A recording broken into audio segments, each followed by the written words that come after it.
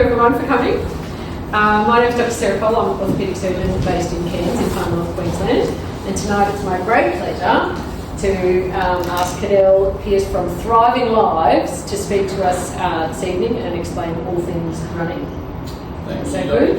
Yeah, thank you very much. Thanks for having me as well. You're very welcome. So the title of my presentation is Bones Get Bored, loading implications for runners. So if bones getting bored means nothing to you at the moment, stay tuned because we'll get into it.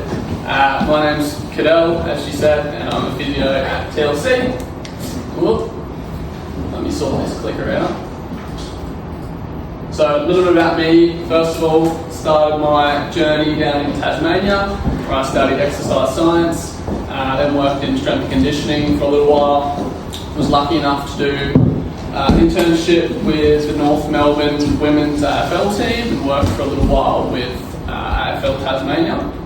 Then moved over to the mainland and studied in Brisbane, did a Master's of Physio at UQ, and in my spare time I enjoy quite a bit of running myself, having done some marathons and ultra marathon in the past couple of years. And my next challenge is the Cairns Ironman, so doing that this year in June. Excellent. Moving on. If you've got any questions, please just jump in at any point as well.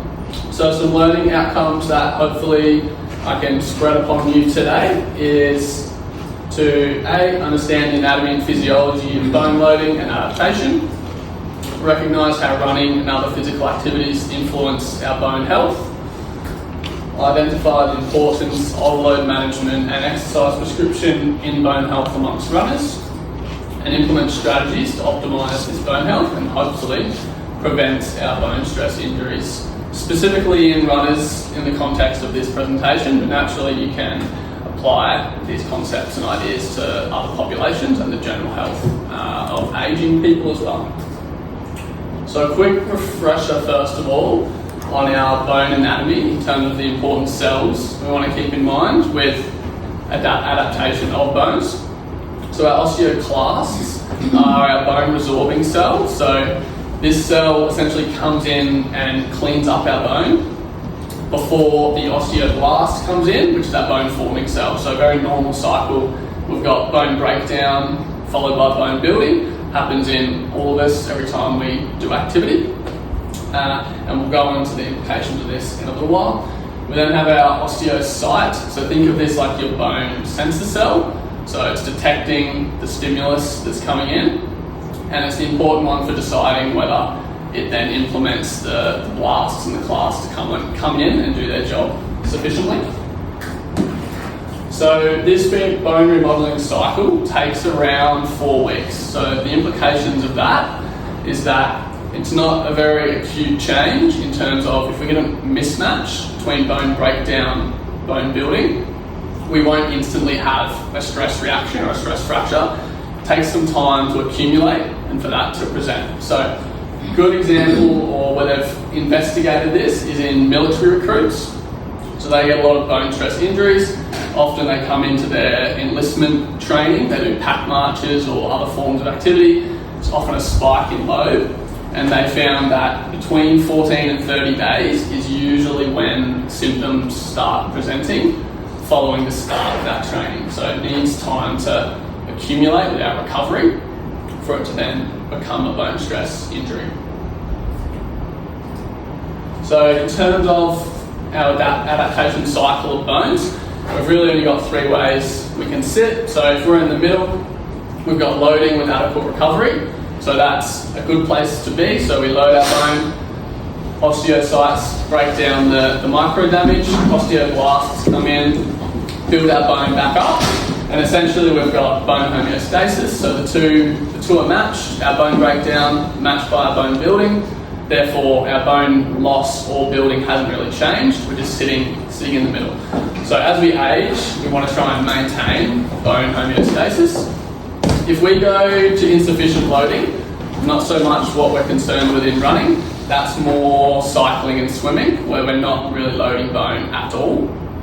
Leads to, no activation of those sensor cells I talked about. Therefore, the body decides, I don't need this much bone, starts to offload some.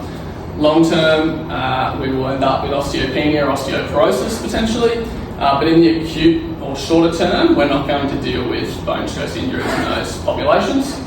If we come over this side, this is what we'll be talking about today.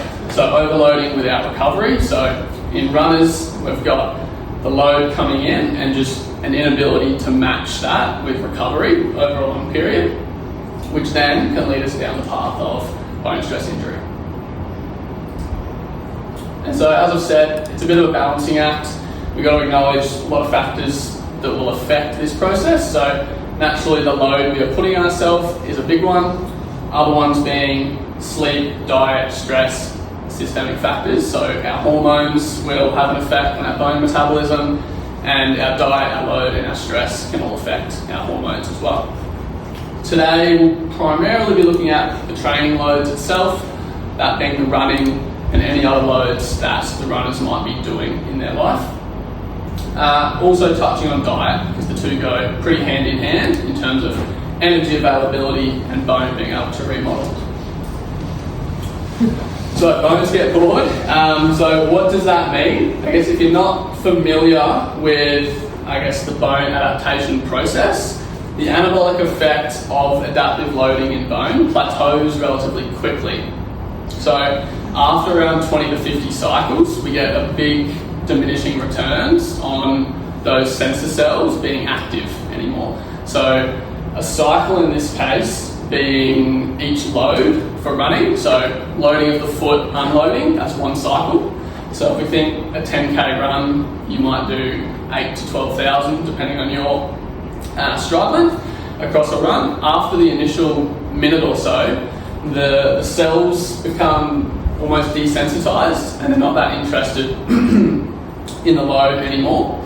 What this means is additional cycles past that point don't yield proportional adaptation until the bone sensitizes again. So, got some good rat studies on different investigations of these loading patterns on bone. So the rats get put through it a fair bit with this loading, so thank you to them. We've got two groups here, right? So to investigate this response a little further, control group, one singular bout of loading, all in the one go. Second group, 4 loading bouts, 3-hour breaks in between. So this particular study found that the group with the rest in between, the rats had significantly greater mineral content, mineral density and cross-sectional area in their bone. And so they can apply that to, they load only one side of the rat, so they can literally just look left to right on that rat and judge the difference. And then unfortunately, I believe they sacrifice the rat at the end as well and look a bit further. So I guess the significance here is how can we, use that information in terms of thinking loading and where we split it and how much we do in the context of someone with a bone stress injury or coming back or at high risk. Now, another rat study, this one looks more at how long do we need between to fully restore the mechanosensitivity. Finding 8 hours is kind of the ideal number. So 2 hours would be better than continuous, 4 better than 2, but optimal could be around 8. And so once again, important implications for maybe how long we want to rest between loading bouts if we need to optimise someone's osteogenic effect of loading. So osteogenic simply meaning the stimulus to build up bone.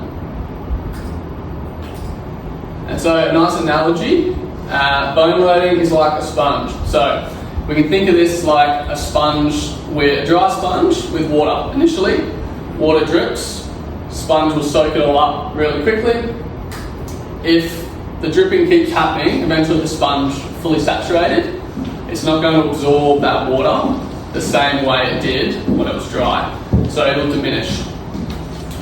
Important implication of that is that even after the sponge is saturated or the bone has stopped fully responding, we still have the rest of those loading cycles. So as I said, if it's a 10k run, we might have another 8,000 loading cycles. We're still accumulating some micro damage, the same way water would still erode the sponge. So we're just not responding proportionally to the load we're applying. until we dry the sponge or we rest our bones. So, do we think running is a good bone stimulus? Anyone want to chime in? Sounds terrible. They should all be riding a bike, clearly. Much better than bike riding. Sorry. Yeah. I mean, it's definitely context dependent. I guess this is more aimed at someone that's training quite a lot versus someone that runs. Which, of course, I do. Once a week. In terms of, we're looking, if you're getting a lot of training hours in the week, there's definitely some things to consider.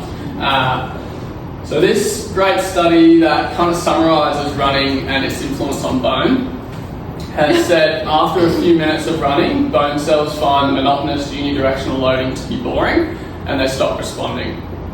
And so if we break down what running is, it's relatively low bone load. We'll get to a figure in a moment comparing different sports. It's long duration, which doesn't help the boredom or the desensitisation effect. It's repetitive, which once again doesn't help with stimulating sensor cells, and it's high energy cost, which means if we don't have adequate calories between diet and the amount we're burning, we might run into problems. Lots of red crosses. Yeah, comparing that with what in an ideal world bone adaptation requires, which is high load and strain, short bouts of loading, variability to minimise the boredom, and then readily available energy. Much the same as if we want to build up our muscle mass in the gym, we need either maintenance or surplus calories. Bone is no different. Ideally, we have available energy. So the sports ranked by osteogenic stimulus. So gymnastics is the leader up the top, which is pretty well known to be a good activity for stimulating bone. Most of these orange ones have a fair amount of jumping, so cheerleading, volleyball.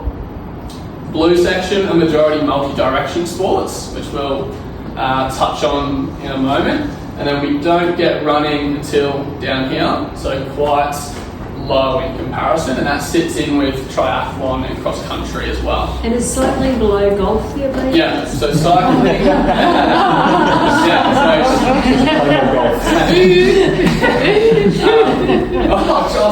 below golf. Yeah, I didn't even notice that. In terms of running versus cycling, we know that running is better than cycling, but also we mentioned they run into different problems where cycling doesn't have acute bone stress injuries.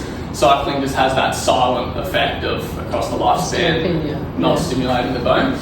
And we know that typically multi-direction sports, such as in the middle here, that involve running and other things, will further stimulate the bone than running alone. So, variety matters. So, as I've just referred to, multi-direction is important. So, directionally consistent loading creates less robust skeletal structure. Pretty good evidence of this across studies looking at children and adolescents who engage in these sports as children develop a better bone density than those that do not once they reach adulthood. So that tells us something about monotonous tasks having a diminished response, multi-directional activities giving us a better stimulus. And so a good example of this in practice was once again a military study. They looked at those that got stress injuries, then they looked back at who had played ball sports for a minimum of 2 years prior to enlistment, and those that had reduced their odds by almost 2/3 if they had engaged in that previously. I'm curious to know how many of those were males versus females. So yeah. And the difference. In who got the bone stress injuries. Yeah. I have to send you the study.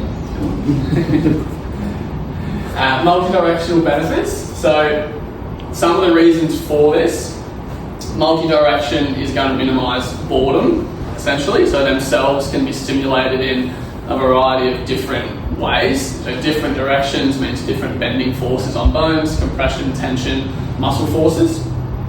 As I've said, variety of loading direction, change of direction and acceleration, they require both high muscle force and larger impact forces. So a steady state 5-10k run won't create the same level of force as a rapid acceleration or a jump or a quick pivot. So that stimulates bones more so as well than your standard endurance speed running. So why is this all important? Well, runners have the highest incidence of bone stress injury. So up to 20% of collegiate runners experience a BSI, and we know that bone health in the runners as well as the cyclists isn't great. Up to 40% of female adolescents having reduced mineral density. So this goes hand in hand with that low energy availability. So I showed before we want readily available energy to build our bone. So if low energy availability is present in approximately 42% of collegiate athletes, they don't have the adequate energy or calories there in a lot of cases to build and maintain the right amount of bone. And this results in them having reduced bone integrity as well, which in short means low energy availability increases your risk of a stress injury. When it comes to the injuries themselves, I guess we've got a continuum here, starting in healthy bone loading. I mentioned that cycle of adaptation takes a while, so about 4 weeks. If we move into excessive loading, so we spike our load, such as in those military recruits, we won't necessarily know at this phase, so we might have spiked our load, but we won't have symptoms instantly in a lot of cases, unless there's a separate soft tissue injury. But as we progress, if we don't give it a chance to recover, we will potentially enter that phase of bone stress reaction. So we're not yet at the line in the bone fracture line point, but we're at a phase of the bone isn't keeping up. MRI potentially show some signs, and we might have pain as well. If we still don't pick this up, we're going to continue to progress. We could then end up at a stress fracture. The further we go along this, the longer recoveries are and the longer you have to offload. And it is possible to then have a complete failure of the bone. I've heard of a few cases, I don't know about anyone else, where people have literally snapped their tibia whilst running. So key here is we really want to try and capture and pick these up before they hit this point, somewhere along the stress reaction phase, or educate and implement strategies to prevent even getting there in the first place. So where do we get most of these injuries? So tibia is around that 30%, 1/3 mark, sacrum and femur around 20%, and metatarsal 15.6%. So this is specific to runners, this incidence, but we know they can happen pretty much in any bone in the lower limbs, just at a much smaller kind of rate. So any of the foot bones, even the fibula, can get stress reactions, even though it's not the primary weight-bearing bone of the lower limb. Can I ask a stupid doctor question? Yeah. I'm a bit nervous. Sacral stress fractures, never heard of it. What never seen it. So obviously it's a physio thing rather than a orthopedic surgeon thing. Yeah. So causation and... Do you see many stress? Like, do you do surgeries? Is that something you do? Oh, well, I was going to say, I have seen a tibial nail for a stress fracture. Yeah. And for the femoral necks, I was always trained that you must pin them before they break, because obviously once they break, because it's that point in the femoral neck where the blood supply comes through, with like a femur fracture, you know that the prognosis is poor if it breaks. So we were taught to fix it prophylactically, but the tibias we weren't taught to fix prophylactically. The femur that I remember, like I've seen a few, but the femur I remember, she was quite distressed because while she was a runner, she was able to articulate that she'd previously been anorexic, and so she was really angry that she had done this to herself. She had quite a bit of insight into her scenario. She had low energy availability. There we go. It's the story. So she was 20, so she but she had, as a teenager, she was able to say that she'd been anorexic. So so that was the femur, but the tibia, and also I think sometimes those really horizontal tibial fractures are a stress fracture that just got a little bit of a tap. Soccer, just someone just knocked it, and it's already vulnerable. Yeah. So I think Yeah. sometimes those transverse tibial fractures in a sporting context. I've got another story after the cameras are finished. But the sacrum, can you just tell me how that presents? I've never personally seen one in clinic. Okay, So that makes me feel heaps better. Yeah. I mean, I'm aware of them happening, but I've never treated one. Yeah, I'm just trying to think, because it'll be that pelvic pain. And you'll just so be I've seen a few of them and they're all females. Yep, okay. Oh, I had one, that young girl, the young girl, she had bilateral sacrum one side, femur the other. yeah. That'd be so painful. Yeah, so they're the repetition dancers, actually. Yeah, okay. Because they're overuse, Yeah. hormonal, Similar story. trying to keep, look amazing, not strong enough. Yeah. Yeah, so see them. Can they move? Can they walk? Or do they come in Mine was they a walk. 14-year-old sprinter, young girl. Yep. But hers was very much the energy deficiency. She wasn't getting the menstrual cycle. She was under-eating. Really poor. I think most of the ones I've seen have usually they're been connected to being. Yeah, they're not having a period. Yeah, not enough, not strong, not enough bulk on them really. So so they shouldn't be doing the long distance ahead. Yeah, most of the sports that have the low energy availability that are common, it's not always intentional, but they obviously have performance enhancements in running to be lighter. So you've got that subtle incentive to not want to eat too much, but you, at the same time, I saw one about 20 years ago. There was a long distance runner that went into hurdle, jumping hurdles. Yeah. And that changed. She obviously had deficiencies, and that because she has such long legs, she could cover it. And she got a really nasty stress. Because she's because she'd gone from being that to trying to do that and landing. She just didn't have the right. Her decided she should do that. She was they had to basically bed running because she couldn't take any weight on herself. They thought about plating it actually. It sounds like there's maybe a pivot mechanism, is it? And unilateral impact. So I think the ones I've seen normally have a deficiency in their diet. They're not strong enough to be doing the repetition they are, and that gets transferred into their sacrums. And when you look at the hormonal changes around that age group, they should be trying to bulk up into their bones and muscles, and they don't because they're trying to do stuff to get themselves off. And in those days, it used to be a big thing to be light when you were a runner because all the lovely Kenyans were. So we should make every white person the same. Oh, really? Yeah. So there was definitely a deficiency. Just because they look like that, we should look like that. Yeah, we need to be skinny and anorexic. Yeah. Okay. Yeah. So that didn't work. We'll keep going a little bit, and I've got to get through. That's a good combo. When it comes to these, Dave will eat the whole thing. Give me a cracker. I'm just in this phone. It's so hungry. Just ignore me. Sorry. Sorry. When it comes to our different sites, and this might touch a little bit on what you've just said with the femur, Exactly. we can separate them mostly into high or low risk sites. And so one of the main reasons for that will be blood flow, but also compressive versus tensile load. So we picture top of the femur here, and we're going through our loading cycles of gait, of walking or running.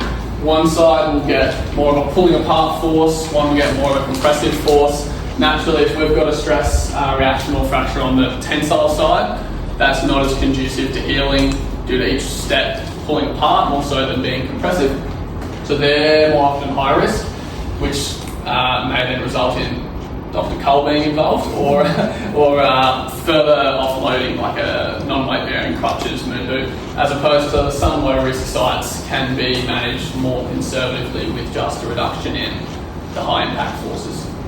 As I said, blood flow, less blood, less healing opportunities, and also the different bone types can have an impact as well. A little bit of a case study kind of chat through Bill here, so just some indications for what we might want to be looking out for. So Bill's a 32-year-old male, he's training for the Cairns Half Marathon. He's come in and he's been doing sporadic park runs, so 0 to 5 Ks per week, and then he's decided to extend it, and he's doing 40 Ks a week. So I guess not all load spikes will be as obvious as that, but if we delve into their diet versus their training versus their sleep recovery stress, most instances of stress reactions or things like even tendinopathy, there will be some change to load, whether it's as obvious as this or not, resulting in the inability of the tissues to match that load. And this is a real graph, so someone was silly enough to do that. And so asked him about his diet, unchanged, doesn't really care about sports nutrition, just keep eating as is. And he's got a vague hip pain, present during running, doesn't warm up, not painful at rest at the moment. And he reports that the pain is every step of impact. So when his foot hits the ground, that's when he's got pain. When it comes to assessment and I guess picking these up, there's no one great test across all stress fractures or reactions we can use. It's more piecing together our usual tests along with our knowledge of how different tissues behave. So even just from the previous slide, if we've got something that's warming up, we might be a little less likely to think bone, although still possible, versus a tendon, which quite often can get a little bit better during a loading bout, then get worse afterwards. If we think about him saying it hurts when you hit the ground, versus him saying it hurts when he pulls his leg off the ground, naturally we can put all these things together to try and rationalise whether it's likely to be bone or whether we can confidently say this is his tendon or this is his hip flexor. So I guess the short and summary of this is if you can't rationalise another diagnosis with confidence and have got the flags of diet or other risk factors, you'd want to get it checked out because the implications of missing this is going to be greater than missing, someone's hip OA, for example. And if we just go through one of these in a bit more detail, hip flexor tendon, as I've said, you wouldn't expect that to hurt so much in the gait cycle with landing. You'd expect that from the repetitive swing phase, where they're pulling their hip up. Palpation, if it's a femoral stress reaction, loss of tissue around it, fat tissue, muscle tissue, going to be rare to be able to palpate the hip. This depends on the site, like a tibia, naturally quite superficial. So palpation, tendons, if it's a hip flexor tendon, pretty close to the surface. Usually we can recreate some pain there, so you're just piecing these together.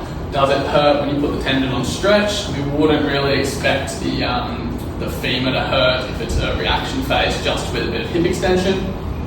And then of course hopping. If hopping is painful versus if it's not, it's quite a sensitive test. So if there's no pain in hopping, we can be more confident it's not because of that nice impact. But it's not very specific. So just because it hurts doesn't mean it is a stress injury. So the clinical implications. So how can we apply the boredom effect or the desensitization of bone and the other bone physiology concept to prevention and treatment of bone stress injuries? So looking at education, running changes themselves. So the running, the load, the frequency, the intensity, and then supplementary exercise being any other things we can add into their routine to help aid their bone health to improve. And naturally, education will fit into the whole picture, but we'll focus on these two here. So running changes.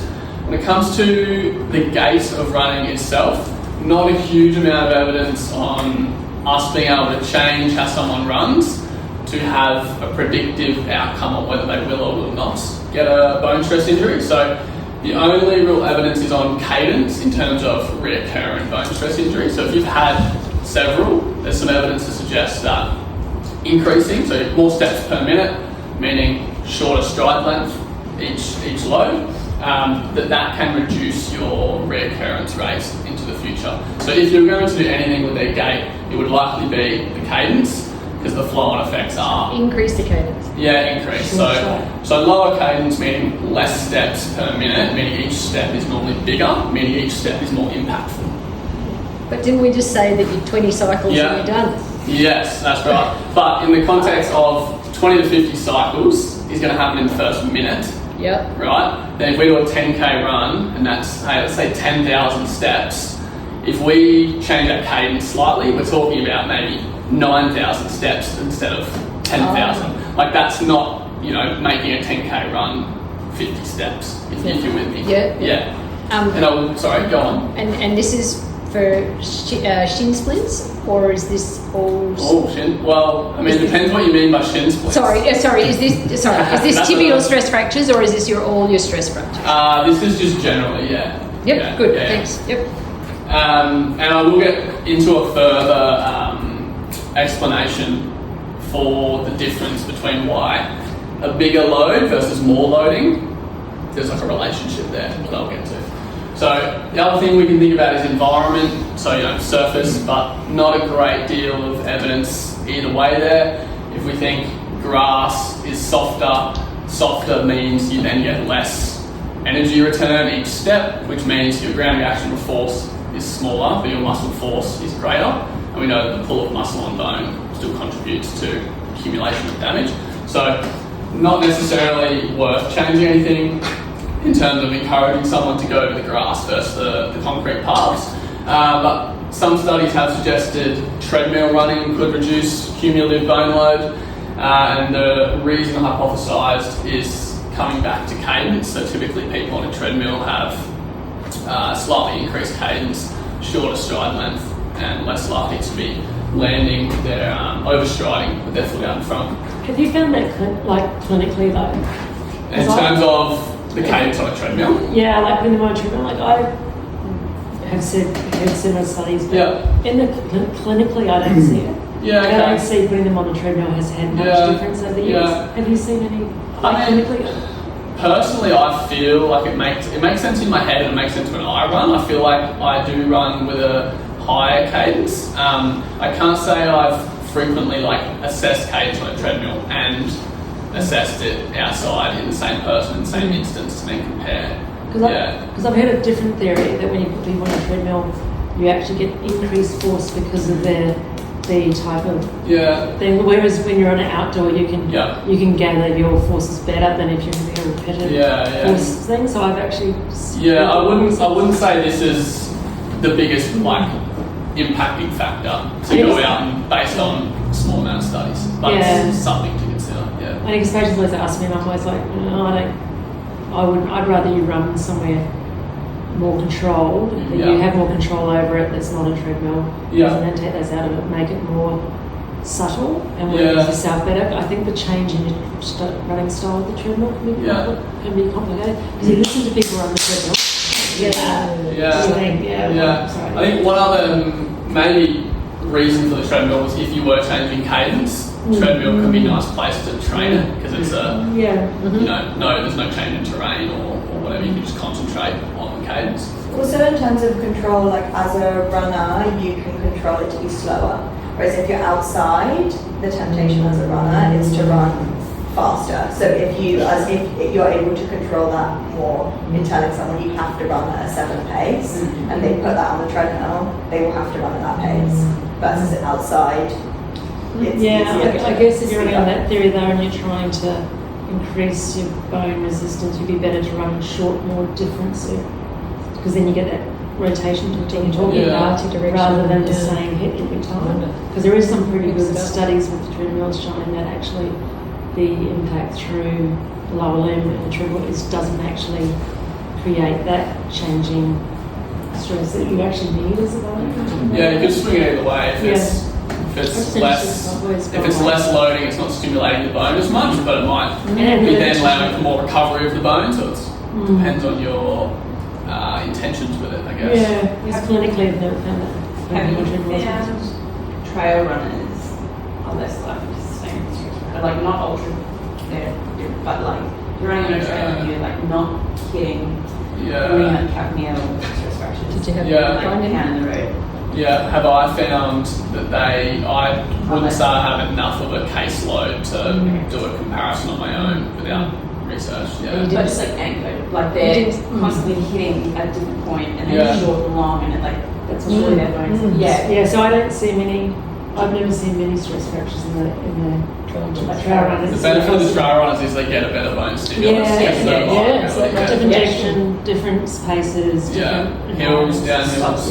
Yeah. And they do tend to take bigger breaks between their runs. Yeah. Because you don't see trail runners don't tend to do back-to-backs. They tend to do what the and then something. They don't tend to do what the road runners do, which is And they're doing long races. They train with breaks where they have fueling and stuff. Which and they're more aware of their fuel, I find, because they are out in the bush. So you need to have it. That's my antidote. It's no science behind it at all. So frequency and duration. So we touched earlier on load management being probably the biggest factor we want to control. It's going to definitely trump whether we go on a treadmill or not, is just controlling for that change in, often tracked in weekly mileage, so kilometres per week. Most people will be looking at their Strava or their Garmin, which gives us a nice way to look in graphical form at whether there's some smooth increases or it's a very sharp change. So that's probably number one to look at. But keeping in mind, as I said, that an increase in load isn't always that obvious. It might be an increase in intensity and the load has stayed the same, but the recovery has gone down. So an implication of previous mentioned rat studies is that we can split volume into smaller bouts and then increase the osteogenic response. So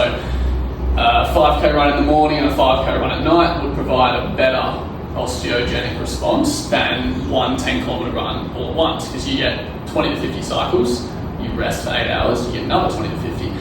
Logistically, a little bit annoying potentially to send someone out running in the morning and out running at night and splitting them across their time, across that period, but could be done, especially in early days or someone at risk as you're trying to increase volume. The other implication naturally just being having rest periods, so including days off in the week.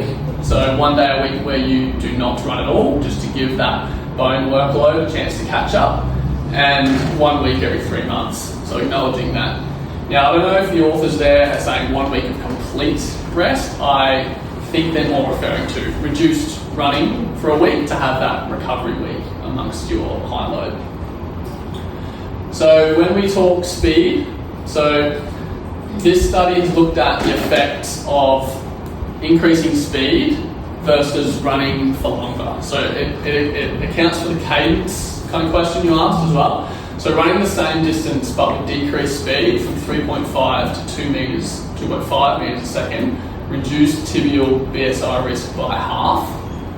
So we break that into some kind of more relatable measures. That is someone running at 6:40 compared to 4:46 and a 33-minute 5K compared to a 24-minute 5K. And so some people might think that running slower, because you're running for longer, you're then getting more loading cycles, which is what you alluded to, Dr. Cole, where if you run for 9 minutes longer, there's more loading cycles. So therefore, is that going to be worse, or is that going to equal out the balance of running faster? But studies have suggested that it increases more sharply, the risk that is, with speed compared to slow running, even if total training volume remains the same. So high velocities, greater impact forces, and the bone fatigue life drops exponentially as force per step increases. So as force per step goes up, it's not a one-to-one relationship with how the bone receives that load, if that makes sense. So a 10% increase in loading magnitude may result in a 30% drop in number of steps to like failure of that system. Is that making sense? Mm-hmm. Does that help your question earlier? So we apply that to cadence as well. So a larger cadence, there'll be more steps, but the magnitude of loading on each step isn't as high. And regardless of which way we do it, 24 or 33-minute 5K, we're still well above the 20 to 50 cycles. So that's a separate kind of issue.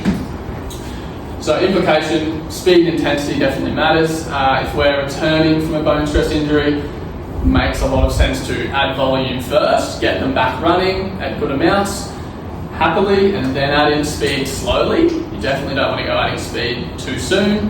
And also if you're just preventative and you're a runner doing an intensive block of training, acknowledging that you don't want all your runs per week to be fast. You want the easy runs to be nice and easy, the hard runs to be hard. So we get adaptations from zone 2 runs, work different energy systems. We don't need every run to be maximal.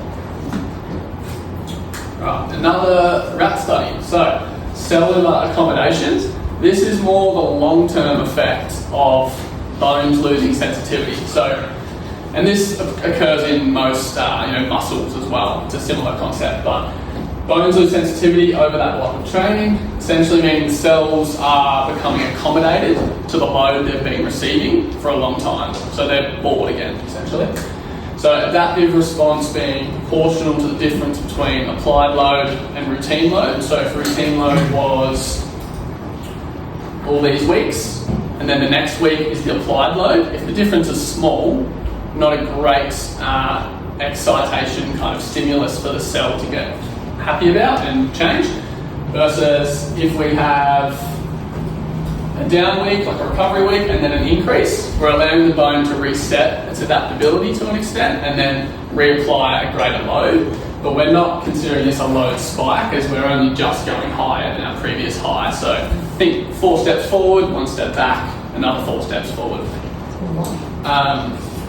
Implications being these deload weeks are naturally already recommended. As I said earlier, we want some weeks to let the bone workload catch up, but also potentially reset that adaptability of the bone to then create a bigger response. This isn't necessarily bad. I hope not, because that's my job. It's just that if we're in a period of long sustained loading, we might want to consider how else can we get our bones excited to stimulate with different exercise that's separate to our running load. So if our running load isn't changing a lot, can we add something else in to give a bone stimulus? Or change the running. So trail running, do some different forms of running in sensible doses, add in very light amounts of sprinting or faster running, more force, different stimulus, hills, which will create the impact down or the muscle force up. So talking about supplementary exercise, broken this down into resistance training, plyometrics, and then a little chat on cross training. So resistance training, first of all, so muscles are a primary driver of bone loading. I think the common population out there would think just the impact, but we know our bones pull on our muscles pull on the bones, creates a strain, and that stimulates those osteocytes. So we want to lift loads and build strong bones. As I've mentioned, muscle tension, very important. And there may also be some systemic response to resistance training. So if we think we resistance train, it's pretty well known we get release of hormones like testosterone, estrogen, growth hormone. If we're doing heavy loading, it has a positive response on those hormones. And naturally those hormones also help our bone metabolism. And if they're out of whack, it can impair it. This figure here compared whole body lean mass against femoral bone mineral content. So there's a pretty strong correlation between your whole body lean mass and your femoral bone mineral content.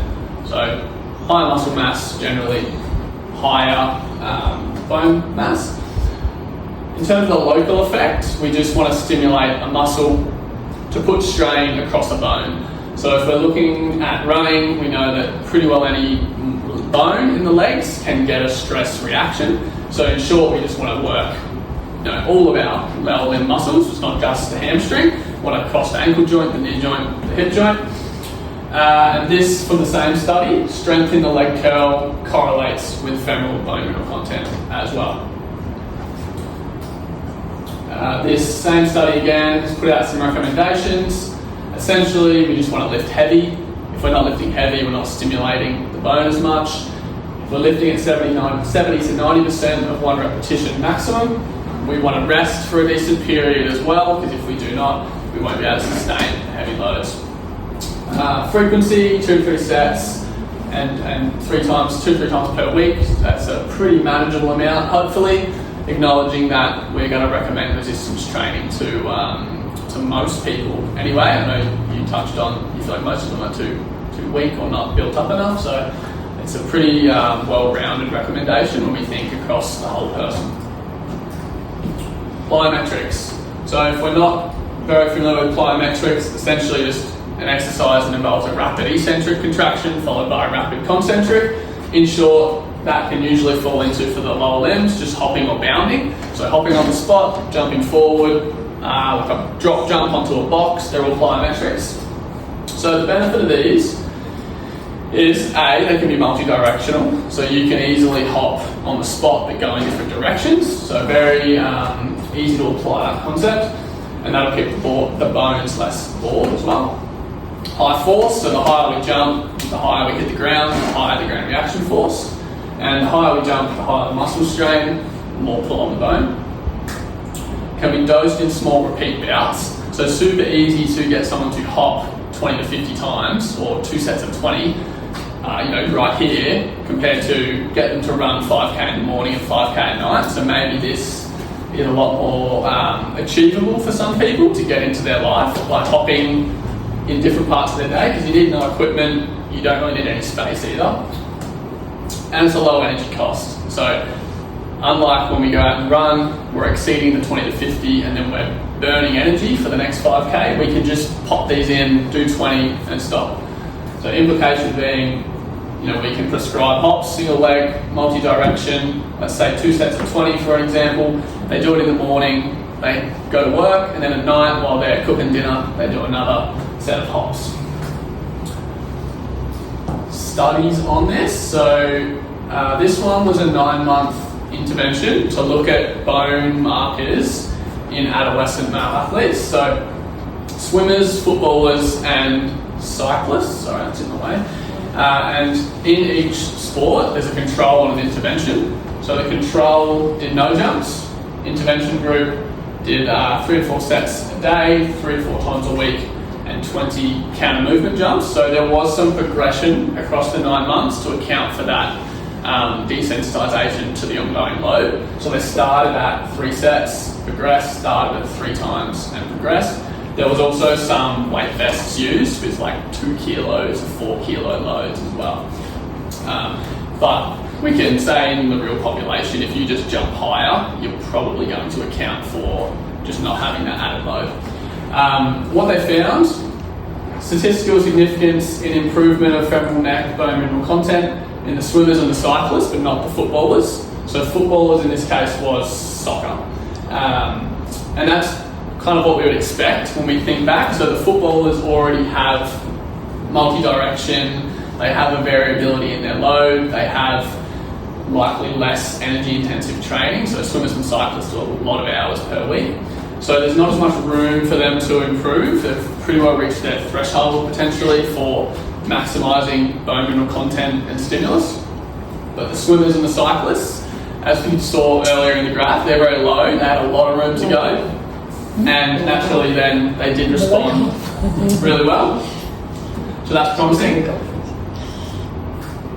When it comes to low energy availability, so we've talked about that being a big issue, this study looked at if we give jumps to people in a low energy availability state, what happens? So one group did their jumps, second group did not, and in the group that did, jumping reduced bone breakdown even though they were in a low energy available state.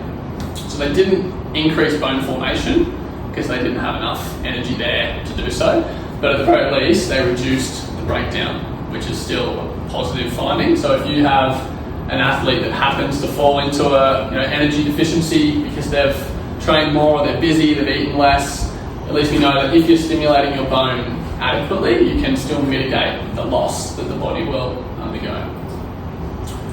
Cross-training, so less important in, stimulating the bone, but important in the sense of load management. So if we want to gradually build someone back up, but they're an athlete who's very much keen to get out there and give it a go, we're going to be better off giving them some time on the bike or swimming to fill in their training load rather than them just jumping their running straight up. So we can substitute these sports in that are low bone load to then allow for the bone to catch up and gradually progress their running, because we know a lot of people probably aren't going to listen to us and they're just going to run out there and do too much load.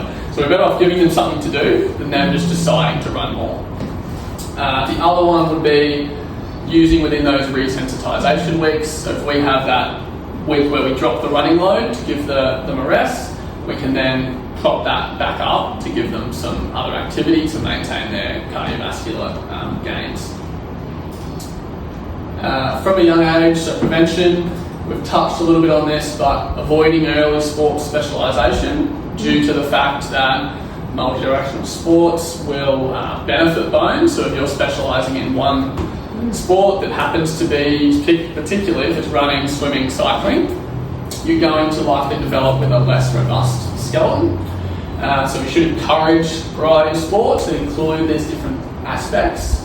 And we know that approximately 33%, of figures will vary depending on the study, but are accrued during that developmental period as a teenager. And so another implication would be it can be a clue as well. So if you have an adult coming in and you think maybe they have a bone stress injury and they say they didn't exercise at all during these years, we can probably hazard a guess that their bone development wasn't as good as if someone was a soccer player from the age of 12 to 16. So another little clue we can use to piece together the puzzle.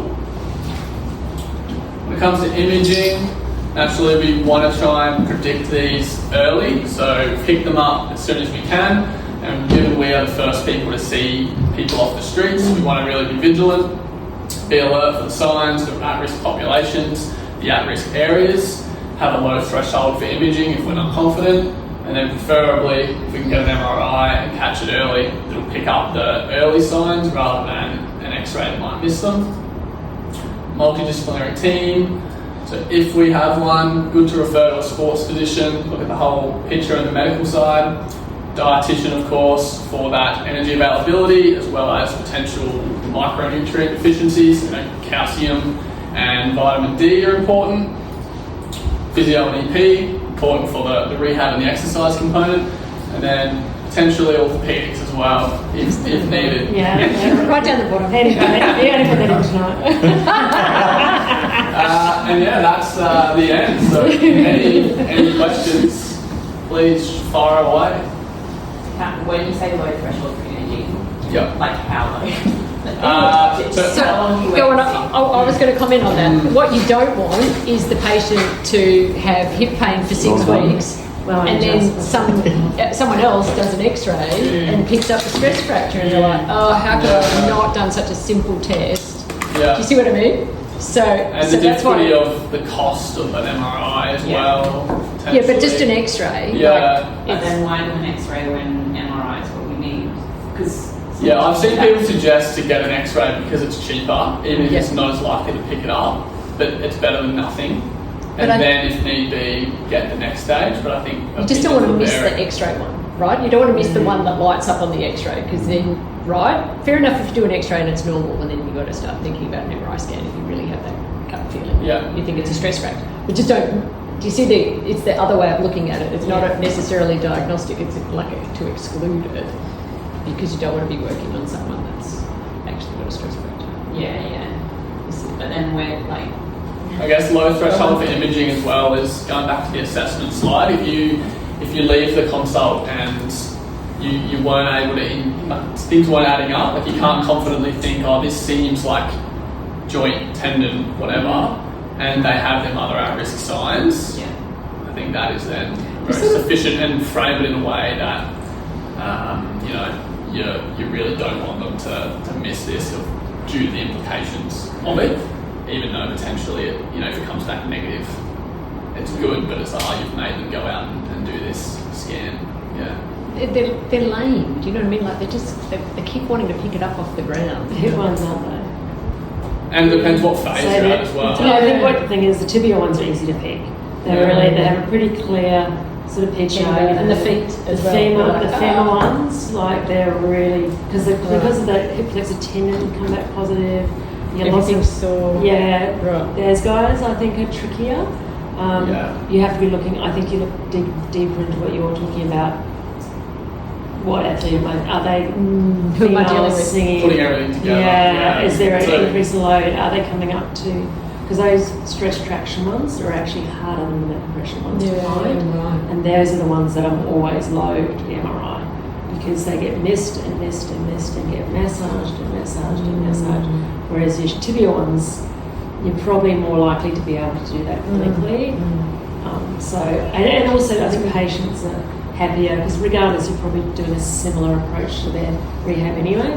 Whereas your hip ones, they're pretty, you know, that's devastating if they go downhill pretty quick. Yeah. I don't know if you've seen them, but they're, and then I send them off for you guys to MRI or give them to paper MRI pretty early, because they're usually that 14 to 16 high level, high load, high, you know, you pull 16 out of high level stuff, they eventually go. Yes, true. Right, those are the ones to me, and I picked up a lot of them. Okay. So those are the ones that I think below. Those are the ones that we've got to be happy to measure. Does that make sense? Any other questions? It's good. Love it. Do you have any research like with the plyometric side of things, how much is needed to have a meaningful impact? Like how much? I mean, most of the studies use that magic 20 number and then sets or just, you know, one was 20 in the morning, 20 at night, one was 2 by 20, 2 by 20, or 3 by 20. So that, I mean, seems to be the number that I think comes from 20 to 50 loading cycles, and knowing that more isn't necessarily better as long as you're stimulating above like your routine loads. If that answers the question. Yeah. Don't underestimate bringing plyometrics into your menopausal women that are going back to running after having children. You say yes to Yeah, that? definitely. Because not all of us have forgotten how to jump. Yeah, that's probably the biggest. Because we have not played sport. Like I was a massive netballer, and then we're not having children. You know, you go pelvis oils, and you don't, so you stop it. And then I remember the first time I went to netball again, and I went to jump and went, where are my legs? And it just started running again and realised that it wasn't running trying to get fit again. Not sure it's children, and I hate cycling. And so I thought, you know, you've got short time, you want to lose weight, you want to get fit again, you're going to start running. You used to go to run, straight back into it. And the thing that I realised is I hadn't been doing any plyometrics, so I didn't have any of that. And your tendons as well. So I think I love that. encouraging the older woman Definitely. not only older woman, but particularly in my experience as an older woman, that you don't realise, you get a 50-year-old to see how high they can hop, and they'll go, what do you mean? Yeah. Let's not do a test. I think it's really important. Definitely applicable to the just general bone health. Try not to get Yeah, I like that jumping. I it's haven't so easy introduced as well. that yet. Yeah, and you can scale it. Like someone can start jumping 2 feet. They can do like split ones. They can start with just like an explosive up on their toes, and then get into leaving the ground, and then go to 1 foot, then go to 1 foot off a step. There's so many ways you can change it. I've got lots more questions, but we've got 1 more minute on the timer. But that's all right. Recovery. Like, I just don't understand. Now, I know I'm the exact patient that doesn't understand recovery, but are you saying slow down, or are you saying stop? Are you saying, I understand you're sort of saying slow down for like a week? Or are you talking saying recovery, like not someone that has an injury, but just preventatively to allow recovery? Yeah, this is me trying to protect patients. Yeah. I guess. So, okay, people training for the Ironman. Yeah. They don't understand when I talk about recovery. They're like, they look through me and like, I'll just do a different sport. It's really just that routine versus applied load. In terms of, we don't want it to be too different. If your past month was 0 kilometres, we don't then want a spike to 40. I'm talking about the guy who's like you say, April, and the Ironman's in June, and I start talking about recovery, and he's like, how do I give him recovery? How does an Ironman get a recovery? Because all they do is I'll just swim then. Yeah, but if you're doing it as cross training, like if you have a week where you drop your running but increase your swimming and your cycling, then you're giving your bones a chance to still catch up in that cycle, because cycling and swimming is so low that it's not really affecting the recovery of your bones. So then your bones have recovered a bit. You can still naturally fatigue your legs on the bike, but the bones themselves won't be copying it. Then next week, bring the running back up. So we're like training periodization. Yeah, so I guess the word periodization, meaning the management of that long-term training plan. And if they need a training plan, you know where to send them. So I'll make one more comment before we turn it off, but I always say to patients, if there is no muscle, there is no bone. And I always say to my scrawny women like myself, say, hello, if you have no muscle, you have no bone. And the reason why, if I sense they're not hearing me, I then try and explain that if I was drilling your leg, I have to take the drill and lean with my entire body weight to get the drill to go through the bone.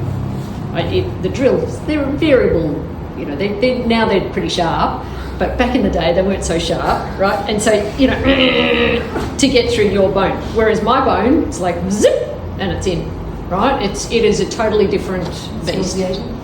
Is it nauseating? Oh, thank you. I thought I'd share.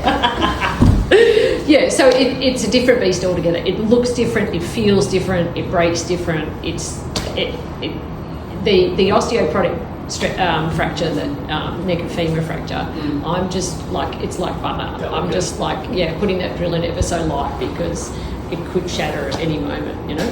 Yeah. So it's not just, you know, a rat.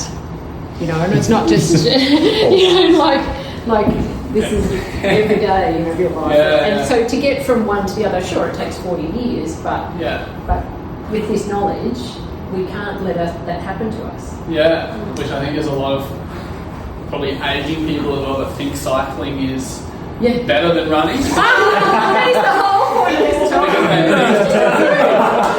Cycling was because I think running is bad for the impact is bad. So for them. bad.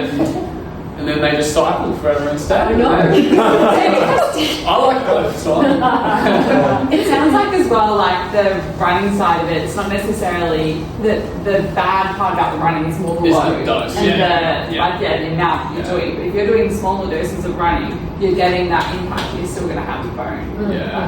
it's more all the different ingredients in like endurance runners combining Endurance, to making it not great. Like sprinters is a different story naturally. Like it's not as prevalent in sprinters compared to endurance.